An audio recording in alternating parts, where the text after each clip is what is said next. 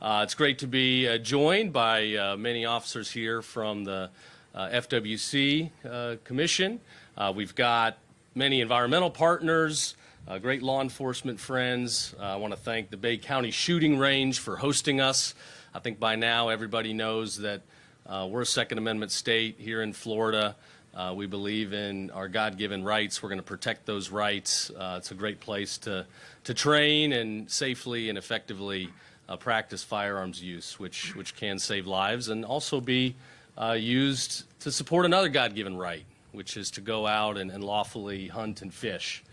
We're proud here in Florida. It's been a couple of years since Amendment 2 passed, thanks to the support and advocacy of a lot of the friends that are here today, passed overwhelmingly in Florida and enshrined permanently the right of our citizens to hunt and fish. I'm honored to be joined here today by Roger Young, Executive Director, FWC Conservation Commission, Colonel Alberto Maza, Josh Kellum, who's Chairman of the Florida Land Council. Sheriff, we love having you here. We've got Ernie Barnett from the Florida Land Council, Executive Director, many friends and partnership groups, including Martha Gaius from the American Sportfish Association, Kate McFall from the Humane World for Animals, and many, many other friends out there, a lot of local officials. Thanks for being here. Today we're talking about something we don't talk about a lot, and so we need to talk about it more, and that is poaching. Over the last year and a half since I've been in office as Attorney General, we've received quite a few complaints where poaching is very prevalent here in the state of Florida. From the Panhandle to Poaching, it's all over the state. And we don't have a lot of prosecutions when people are caught. Right now, most poaching offenses are mere misdemeanors. It's a slap on the wrist and has not been enough to deter bad actors that are out there breaking the law. Let me be clear.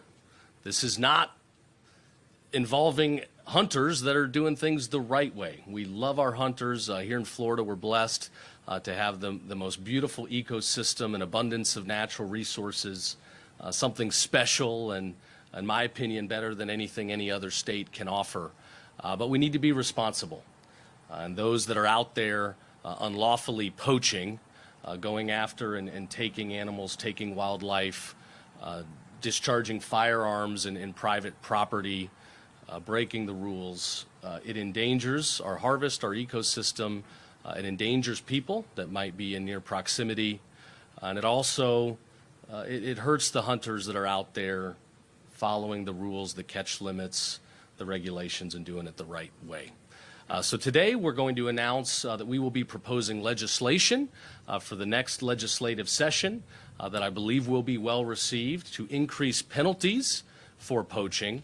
And we're also proposing that poaching, given the nature of the statewide ecosystem and harvests, that our statewide prosecutor also have jurisdiction to prosecute these cases, to make sure we have more prosecutors that are able to go out, enforce rule of law, and make sure that bad guys are held accountable for their unlawful activity.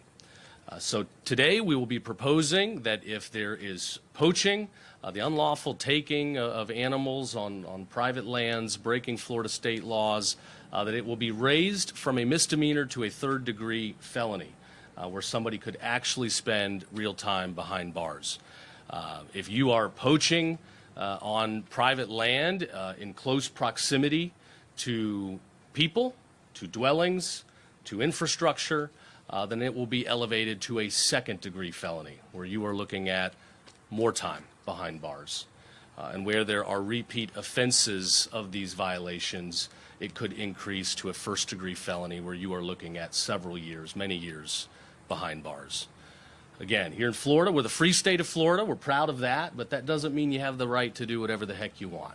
That means you have the right to live, raise a family, follow the law, engage in your God-given rights, and we're going to protect you, and you do that.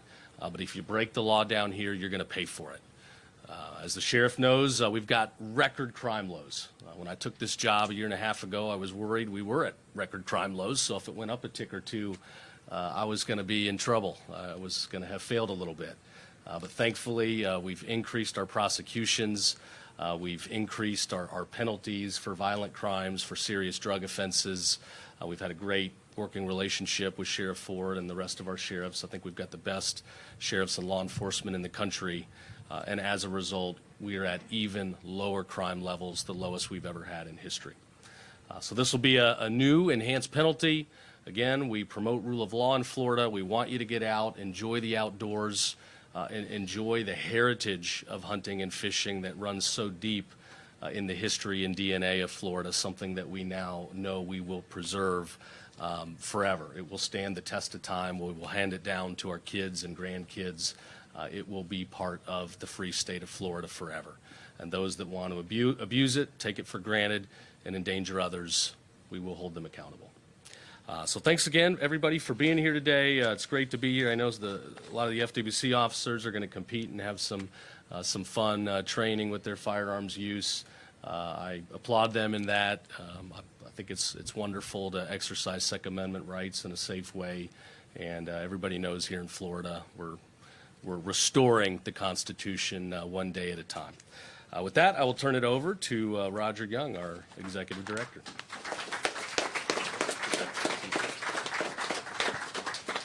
Thank you so much, and good afternoon, everybody. It is so great to be here at the Bay County Shooting Range. It's so great to see all of you here, and thank you for coming to such a great facility. We hope you get a chance to come back and enjoy our facility with your families. Come shoot.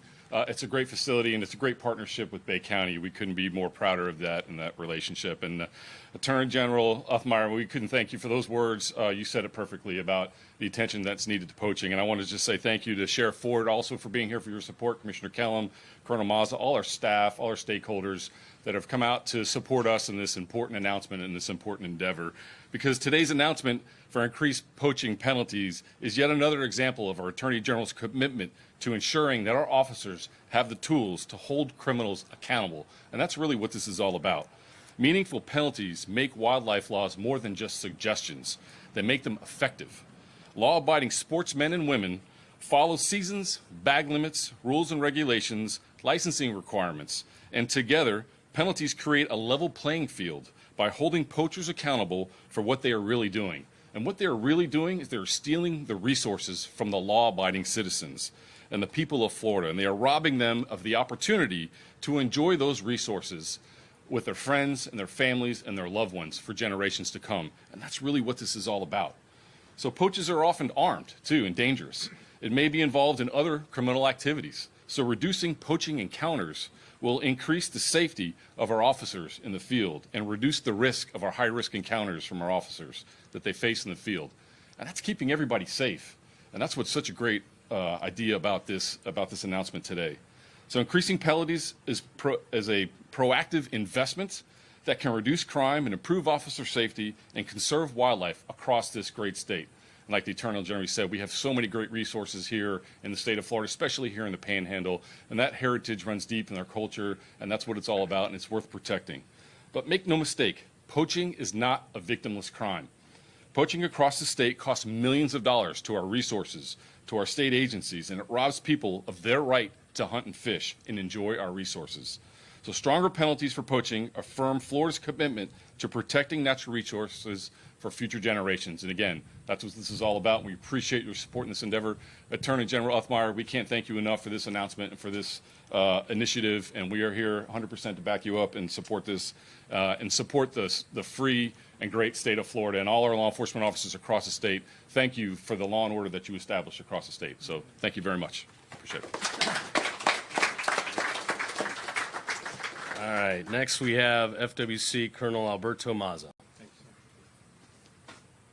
Thank you, Attorney General. Good afternoon. My name is Alberto Mazza. I'm FWC's Director of the Division of Law Enforcement. First of all, I'd like to thank Attorney General, for myself, and from our officers. We appreciate all support and continued leadership and commitment to protecting Florida's natural resources. We have an exceptional working relationship with our office, with your office, and with the offices of the state attorneys, and we work daily to hold violators accountable. FWC takes poaching serious. Increased penalties will create significant consequences for poachers who will willfully endanger families while stealing wildlife from Floridians, and will be a meaningful deterrent to those who would even consider these irresponsible and dangerous actions. Attorney General, Thank you again for your efforts to give our officers another tool to protect Floridians and conserve our natural resources. Sheriff Ford, you want to say a few words?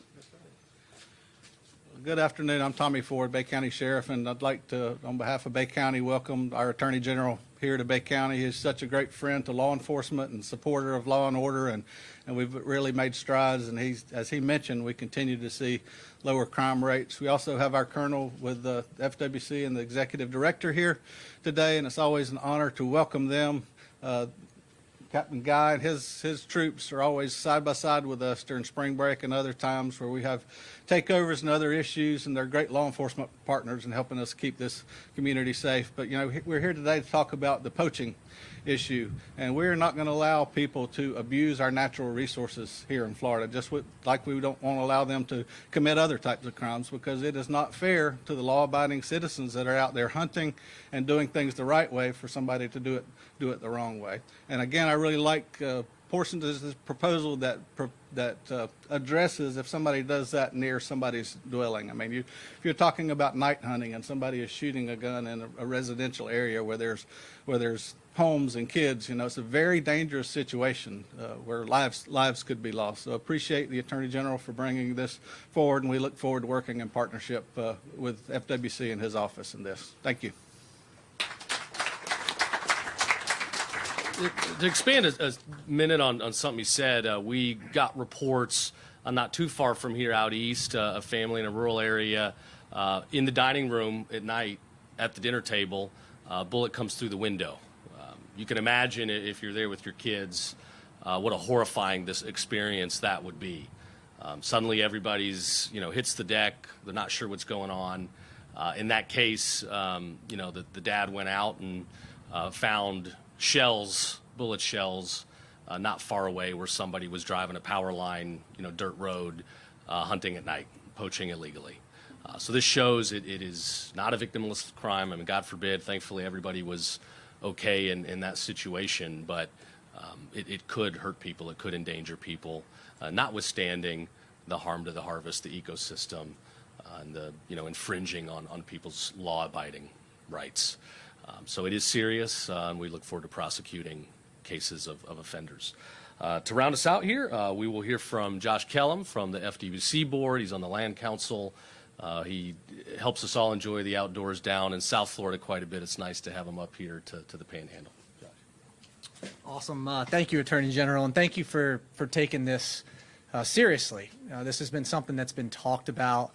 You mentioned Amendment 2, and a couple years ago I had the honor of chairing the Amendment 2 campaign, which did pass with overwhelming support from Floridians. Over 67% of people voted to continue to protect the right to hunt and fish in Florida. That right there shows you the importance of our natural resources and utilizing our natural resources and protecting our natural resources from illegal poachers.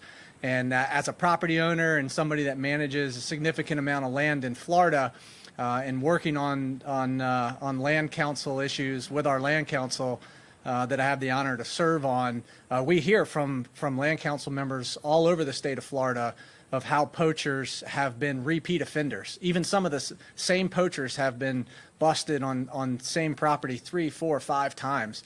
To have somebody commit a crime 3 or 4 or 5 times and not be prosecuted is insane.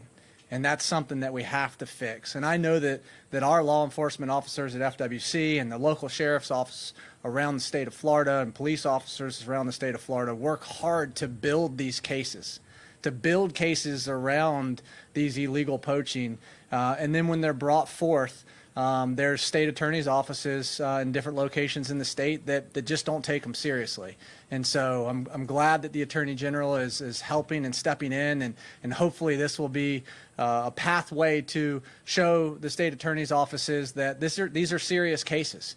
They may not have DUIs tied to them or other horrendous crimes tied to them, but they are a crime, and they are a crime that needs to command higher charges with them. So it's an honor to stand in support of the Attorney General and support the Fish and Wildlife Commission in trying to enhance these crimes to a level that really makes you think twice before going out and committing these crimes. So thank you, Attorney General, and thanks to the Fish and Wildlife Commission and Sheriff's Departments and the state attorney's offices that really do take these serious, because this is very meaningful to the protection of our ecosystem. It's very meaningful to property rights, which is something very important here in the state of Florida that's been protected for a very long time and will be protected for generations to come. So honored to support this and looking forward to you, Attorney General, and the team advancing this forward.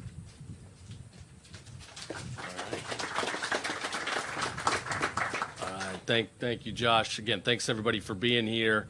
We've got time if there's a question or two from the press, but it is hot for everybody, so I want to get people back inside quickly. Attorney General, Yes, I'm very much looking forward to reporting you guys seeking increased penalties and some more power for prosecution. I'd be remiss if I had you in front of here and I didn't ask. What are your next steps now that a judge has ruled that some of the ballot language for Amendment 3 needs to be tweaked? Yeah, so this is on the property tax amendment. Judge ruled that it's unlawfully written under Florida law. The Office of Attorney General, is called on to rewrite the ballot language to be consistent with the law. The team is looking at that. This just came down. We got it this morning, so we're giving it a hard look, and we'll have updates soon. Sorry, I don't have anything more specific right now. I know you said it's hot. Can I squeeze in one more if no one else? Sure. Can I also ask you about what's the basis of your warning to Florida Catholic schools regarding their enforcement of mandatory vaccinations? Sure. So under Florida law, schools have certain vaccine requirements and schedules, but under the law, there are exemptions that have to be given out, especially for religious beliefs and objections, as well as medical objections. If somebody has an adverse medical issue where a vaccine might endanger that person's health and safety. Private schools obviously have a lot of independence from the state. And by the way, this is for good reason. The state should not be getting in and getting involved in the religious teachings and so forth of those schools. But those schools do still have to apply Florida law. So where there are vaccine mandates, there need to be exemptions for those things unless it's going to violate that school's religious teaching. The challenge that was raised to our office, we had hundreds, probably thousands of complaints at this point. A lot of Catholic families were expressing that it violated their religion to take some of these vaccines. And ironically, the Catholic schools were not granting any exemptions for religion or health. Parents want to send their kids with vaccines. Great, that's their right. We believe in parental rights here in Florida, but some of these vaccines have been tied to aborted fetal lines. There's other religious objections, and I think the Catholic schools have been inconsistent around the country. A lot of them are doing exemptions, and then some in Florida are not, and we need to understand why. If there's a legitimate religious teaching that prevents giving out these exemptions, then obviously the state should respect that. But where you have a lot of Catholic dioceses around the country respecting the religious beliefs of students, some that are Catholic, some that are not, that should be followed here in Florida too. Obviously, Amendment 3 is a hot topic. Could you speak to the closing call today and how it might affect public services such as the public library system? I'm sorry, I didn't hear all of it. You said Amendment 3 and how it's going to impact services? Yes, such as public libraries. Yeah, I mean, you guys are the Attorney General. Do you want me to answer all these different topics? Look, I believe that, I want to give people property tax relief. I would like to see people find that relief. A lot of people are struggling. They're hurting. I'm going to be voting for the amendment. I think our CFO has highlighted that there is a lot of waste, fraud, and abuse around the state. A lot of localities have seen budgets go up 50, 60% plus. I think the most important thing in this amendment is, it's tough to change the Constitution again and again and again and again and again. That's hard. And right now, the property tax structure is anchored in the Constitution, where it takes a vote of the citizenry to change it. But this would open the door to allow our legislature to make adjustments, every year or so, where adjustments need to be made. We're blessed here in Florida under the leadership of Governor DeSantis. We've had, the strongest economic growth of any state in the country.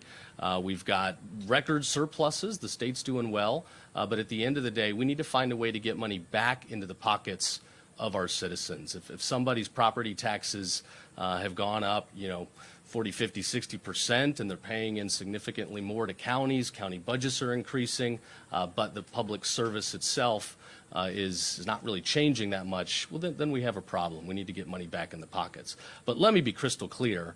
I in no way want to do anything to jeopardize funding to go towards public safety, to go towards our sheriffs, our law enforcement needs, and I know our legislature agrees the same way. They would never let anything jeopardize those services. So there would need to be legislative changes made to protect those budgets and make sure that we're not dropping the ball on our most important job as servants of Florida, and that is keeping people safe. We got record crime lows for a reason. It's because we give these guys the tools to be successful and we let them do their job.